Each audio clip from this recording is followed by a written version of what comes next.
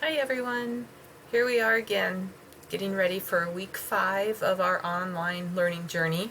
I hope you're coming along just fine. I keep checking along the path to see who's making progress, and I'm really happy with what I'm seeing. So hang in there.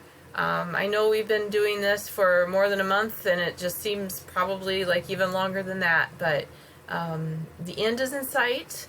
I do feel, especially in this course, that our plane is landing, and we're making a gradual descent. It's not going to be a crash landing. We're gonna get there. So thanks so much for your diligence, your hard work. Hang in there, keep going. I'm excited to explain what's going on in week 5, and I'm especially excited by the end of the week to see how your co-teaching projects turned out. So just wanted to start this week with a reminder of prayer requests. I see some new ones that are on our list, so just want to draw your attention to that. Celeste has added an update that her roommate's dad, who had surgery, responded well, and now he's going in for another major surgery. So let's continue to pray, and it looks like he already did have this second surgery, so let's pray for his recovery. I'm also seeing here that Heidi's family is mourning the passing of her grandpa, and especially difficult in these circumstances where her grandma couldn't go to the funeral and the family can't be there. And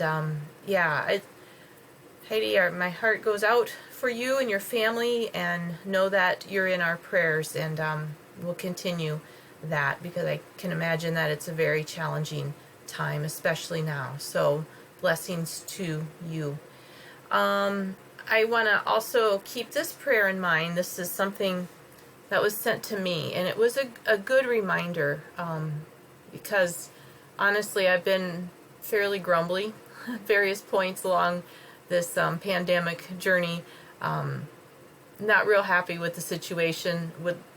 Would much rather have the campus full and thriving, and just all the fun spring activities that we usually have. But here we are. We're still isolated, and it seems like it's going on for a long time. But this prayer for a pandemic just really hit home for me this week and helped me to change my attitude a bit. It says, "May we who are merely inconvenienced remember those whose lives are at stake. May we who have no risk factors remember those most vulnerable. May we who have the luxury of working from home remember those who must choose between preserving their health and making their rent.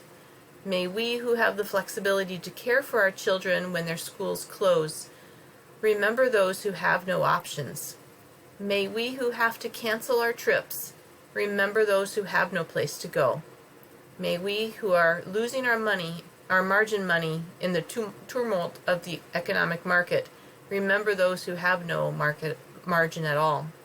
May we who settle in for quarantine at home remember those who have no home. During this time when we cannot physically wrap our arms around each other, let us find ways to be the loving embrace of God to our neighbors." So maybe you guys have had that opportunity in small ways and big ways to show the love of Christ where you are. There are many people, especially now, that are just very open to hearing a message of hope and love, and what a blessing we have to know that hope, that true hope, and to know the manifestation of God's love. We just celebrated that at Easter. So spread that, and I'll do the same, and we'll make the best of this, and we know that our God is able, and He is sovereign, and good things will come. So we're going to take a look at week 5 as we continue through our course.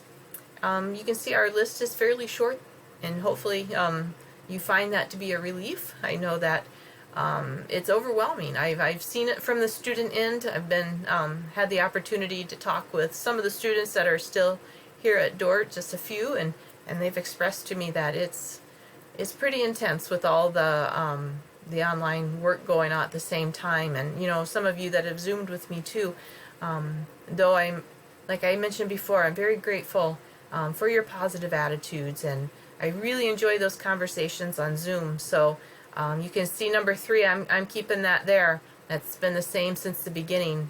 I'm available at any time. You just schedule an appointment. I shouldn't say any time, but there's quite a bit more flex time in my schedule right now. So find an empty spot or just show up for office hours. I keep myself on Zoom for the most part, Monday, Wednesday, Friday at 10 a.m. to 11. And you can jump on if you have questions or if you just want to chat or see who else is on at that time. Our main project for the week is the co-teaching project, obviously, and I see that everybody's signed up now, so thank you so much for coordinating and finding a topic and finding a co-teacher partner. And so I think we're ready to go with this. Hopefully last week you did some research, you got some information to put on your slides. I'm assuming that everybody's going to probably do a slideshow at some point, whether that's Google Slides or Canva or a PowerPoint that you'll upload maybe like into VoiceThread. So there's a lot of technology going on this week too. Maybe some new things you're going to try out, especially the presentation technology.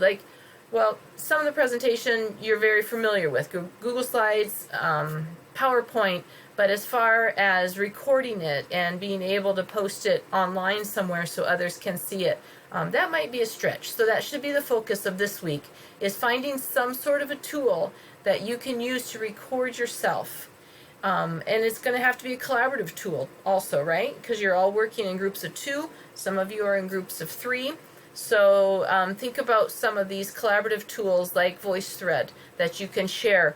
We've done a VoiceThread with this class where you were all able to jump on and add a little video or just even an audio recording. Okay, I would like you to use video feature for this. Okay, so find an application, whether it's Google Slides with like a little YouTube video inserted, like we did, some of you guys did for the gradual transfer of responsibility slide deck that we made together.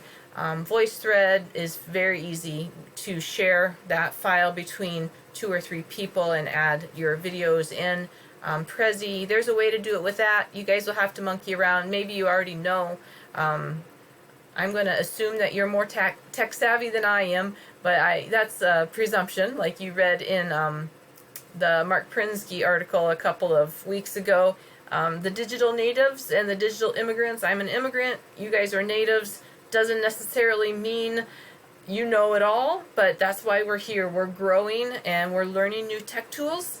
I guess maybe it's unfortunate for you guys that when you do get your first jobs and you go into your schools, the assumption might be that because you're young, you know a ton about technology. So this is an opportunity to really ramp up and prepare yourselves to be able to be a leader in the area of educational technology. The assumption will likely already be there that you are. So prepare yourselves. This is a good chance to do that, right? So this is due on Friday night. So take the week and create this presentation, and the rubric is on Canvas with the guidelines. So if there's any question about what's expected, just let me know. Basically, we're talking a 5 to 10 minute presentation. Don't go over 10 minutes. Under 5 minutes would probably not do justice to the content. So 5 to 10 minutes is a good window there. And there's a rubric that talks about some of the criteria, the important things of this assignment. One of them is how you present yourself and how you present your information. So having good eye contact, being engaging, and I know that's hard on a video, trust me, I know, but do your best, right? I'm going to be pretty gracious with that piece of it because it's more challenging when we're doing this virtually. But anyway, I'm keeping the rubric pretty much the same. You're explaining your content, you're tying it in with stuff we've learned in in 165, and yeah, and then just good presentation skills, right? That might not take you the whole week, depending on where you're at with the gathering of the information. So if you get it done before Friday and you want to plug along with your implementation plan, this is a great time to do that. Like I said, you have all of the information that we've covered in class that would go into that implementation plan. Read the rubric carefully. Notice that very specific to this plan is a piece on educational technology. So you're going to take some of what you've learned in the last week or so and make sure you communicate how you plan to use EdTech in your classroom someday. I did not assess your understanding of using EdTech in any other way, so that's why it is specifically on the implementation plan. Okay, and also speaking of that, I'm going to go ahead early in the week and just fill in all the scores for Canvas. I have some grading to do yet for your section, including your tests. By the end of the week, I should have those done as well.